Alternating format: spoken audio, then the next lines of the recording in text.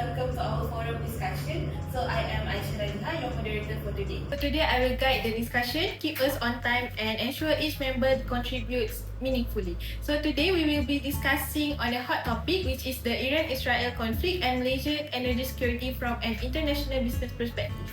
So this conflict is very crucial to be discussed because the Middle East controls much of the world's oil, and any disruptions at the Strait of Hormuz can raise fuel prices globally.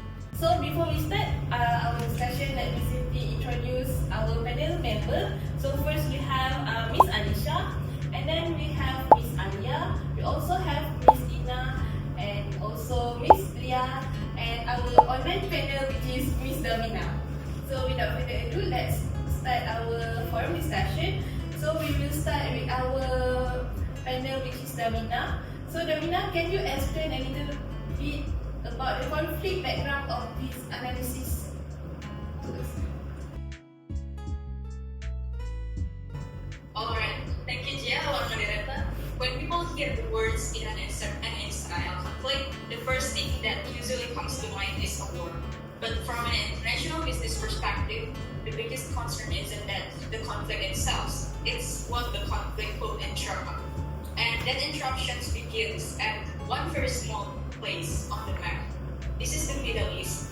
Here we have Iran, Israel, and just below Iran, the Strait of Hormuz. It may look like a narrow stretch of water, but in global business, it is one of the world's most important energy choke points. According to the U.S. Energy Information Administration, or EIA, about 20.9 million barrels of oil pass through the Strait of Hormuz every day in the first half of 2025. And that's around 1/5 of global petroleum consumption and roughly 1/4 of all seaborne oil trade. Okay, in simple terms, 1 out of every 5 barrels of oil used around the world depends on a single route. Okay, finally, let's connect to this Malaysia. Malaysia is thousands of kilometers away, but our economy is deeply connected to global energy and trade. When uncertainty affects one of the world's most important oil routes, the impact doesn't stop in the Middle East. It can ripple through the full cost, transportation, and international business worldwide. So the real issue isn't just a conflict between two countries. It's just uncertainty in one strategic location can influence business decisions across the globe, including here in Malaysia. Okay, that's all from my points. Okay, thank you Davina. So what we've learned is that the Strait of Hormuz is a critical choke point, which it is one of the world's oil passes through it. So any disruption there doesn't just stay in the Middle East, but ripple across the globe, including Malaysia. So with the context, let's now hear from Miss Alicia on how this conflict impacts international business and supply chain. Hi, thank you moderator, and good day to everyone. So after understanding the background of this conflict, I would like to emphasize about how this issue has affected international business globally. Okay, so one of the biggest impact is on global oil prices. So since we all know, the Strait of Hormuz is one of the world's most important shipping routes for crude oil. So whenever there's tension in between that area, for example, like we're discussing right now, Iran and Israel, there is concern that oil transportation through this route could be disrupted. Even though the strait is not completely closed, the fear of disruption is enough to push global oil prices higher. So when higher oil prices then affect business worldwide because transportation becomes more expensive. For example, airlines, shipping companies, logistic providers, and also manufacturers all faces higher operating costs. So as a result, businesses may increase the price of their products and services, which will eventually affect consumers. Then next, I will be discussing about the other major impact, which is the global supply chain. So many international companies depend on reliable shipping routes to move raw materials and finished products across multiple countries. So if ships need to avoid high-risk areas or need to face delays due to security concern, delivery times become longer and freight costs increase. So this creates uncertainty for businesses, especially for those who are relying on just-in-time production system. Then the conflict also increases political risk. Political risk refers to the possibility that government action, wars, or geopolitical tension may negatively affect business operation. Because of this uncertainty, investors may delay their investment decision, or maybe they could move their capital to countries that are considered safer. Finally, this conflict has a wider impact on global trade. Countries that depend heavily on imported energy may experience high production costs. Meanwhile, exporters may face weaker demand as consumers reduce spending due to inflation. So as a result, international trade growth may slow down and businesses need to become more flexible in terms of managing risks. So thank you, Ms. Anisha. So I see that you're trying to say that the conflict has increased the oil price, disrupt supply chain, and increase the political risk, which I can say that all of it slow down the global trade and make businesses more cautious. So now let's move to another part, which is Ms. Alia. Can you explain how these global pressures directly affects Malaysian economy and daily life? So thank you, moderator, and also thank you, Alicia. I really see your point. So now I would like to tell about the effects of this issue to our country. Of course, it happens far away from our country, but it can still affect our country because of the rise in global oil prices, right? So the first impact is fuel prices. So when the oil prices actually go up, then the cost of the fuel also becomes higher. And Malaysia, of course, they have fuel subsidies, right? But then the government also has to spend more money to keep the fuel prices affordable. And then the next one is inflation. So when the fuel becomes more expensive, businesses also they have to spend more money on the transportation and also the delivery. And so because of this, the prices of the food and other daily items will also increase, which makes the cost of living increase. Okay, next is transport costs. So many businesses, of course, they depend on fuel to move goods, right? And then so the airlines, lorries, and also the delivery services, they all face this higher costs when the fuel prices increase. So some of these extra costs, maybe pass on to customers, meaning that they have to bear the cost. And then it also affects the consumers and the SMEs. So since the consumers have to pay more for the everyday items, while the small businesses they have a higher operating cost. So this can reduce their profits and also affect their long-term growth.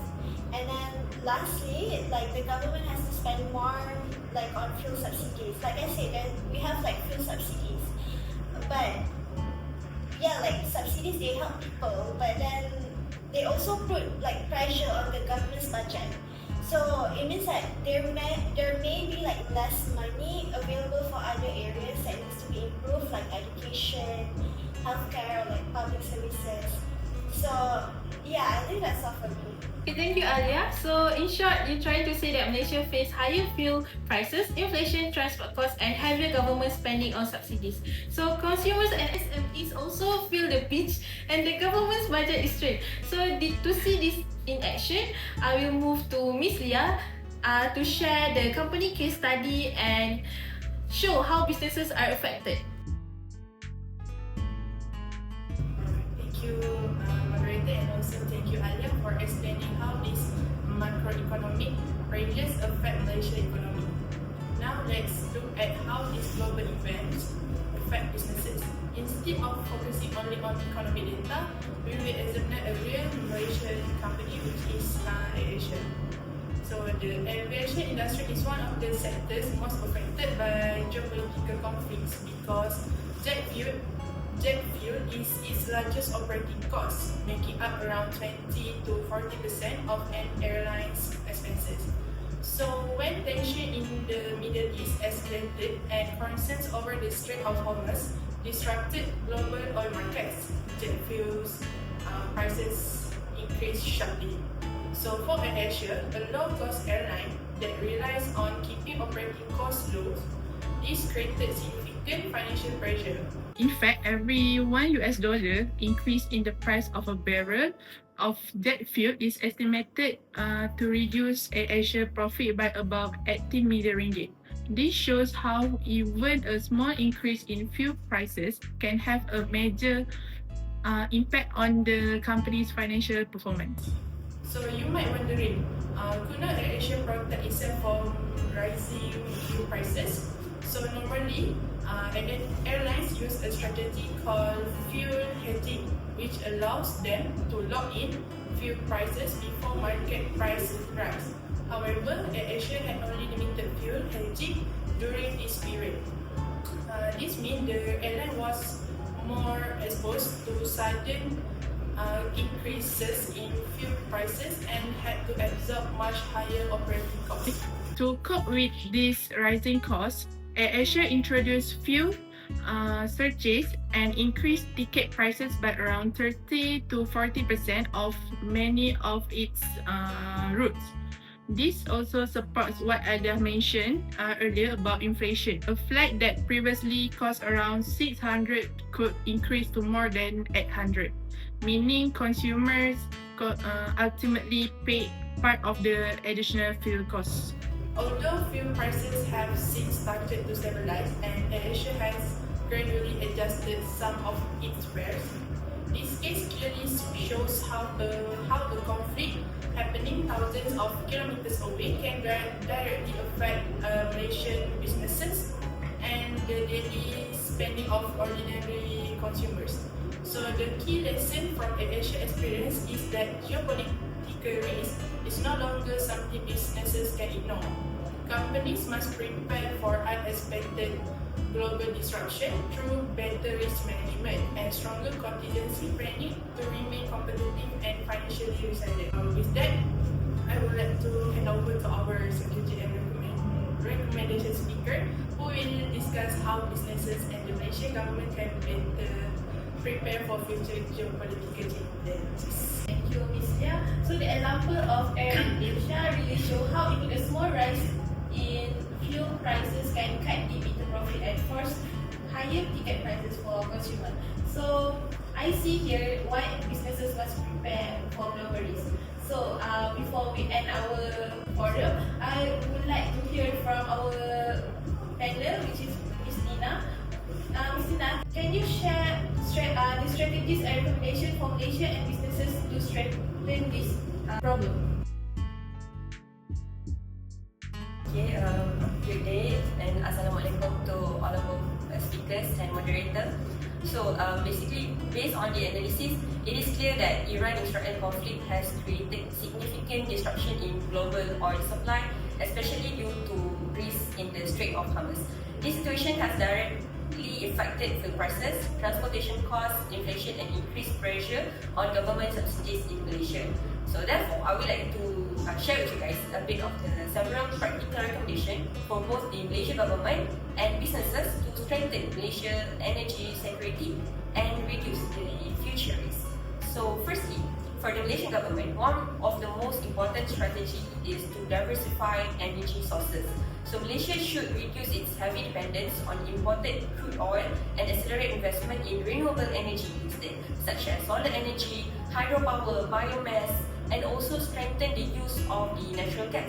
This is important because it will reduce long-term reliance on unstable global oil markets, also to improve the energy security and support the environmental sustainability.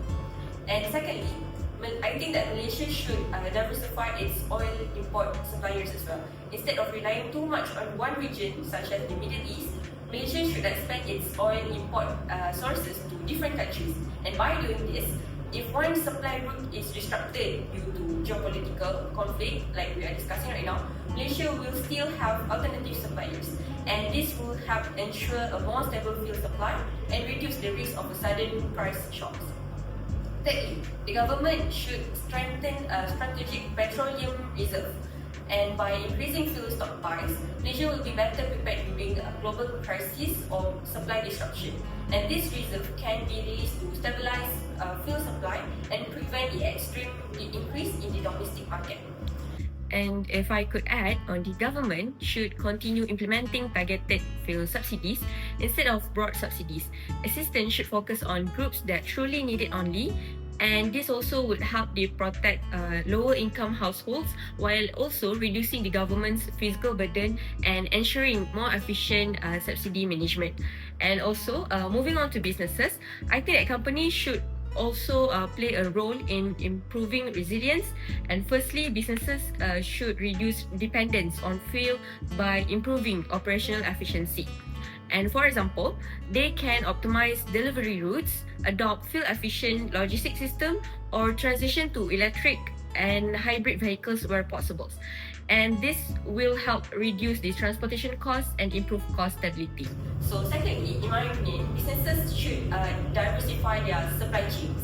Relying on only one supplier or one region is very, very risky during global conflicts. Why? Because by sourcing materials from multiple countries, companies can reduce disruption and ensure smoother operation even during geopolitical instability. And thirdly, businesses should adopt digital technologies such as AI forecasting, smart logistics system, and better inventory management. And all of these tools actually can help companies make better decisions, especially during uncertain global conditions. And in conclusion, the Iran-Israel conflict has shown geopolitical tension can significantly affect international businesses and also the national economies. And as for Malaysia, the key impacts are higher petrol prices, increased transportation costs, rising inflation, and greater government subsidy pressure. Okay, thank you, Ms. Irina. So I see that diversification is the key. So whether in energy sources, import suppliers, or supply chain, by diversifying and adopting smarter strategies, Malaysia can reduce risk and strengthen energy security. So with that, I would like to conclude our forum by thanking all speakers and participants for the insightful discussion. So from today's discussion, we can see that the Iran-Israel conflict is not just a regional issue, but it has far-reaching consequences for international business and Malaysia energy security. So in conclusion, these conflicts remind us that geopolitical risks are global risks. For Malaysia, resilience means preparing ahead, diversifying energy, strengthening reserve, and adopting efficient business strategies. So by doing this, we can safeguard our economy and ensure stability even in uncertain times. So thank you again for all of our panels and participants. So this concludes our forum for today. Thank you again.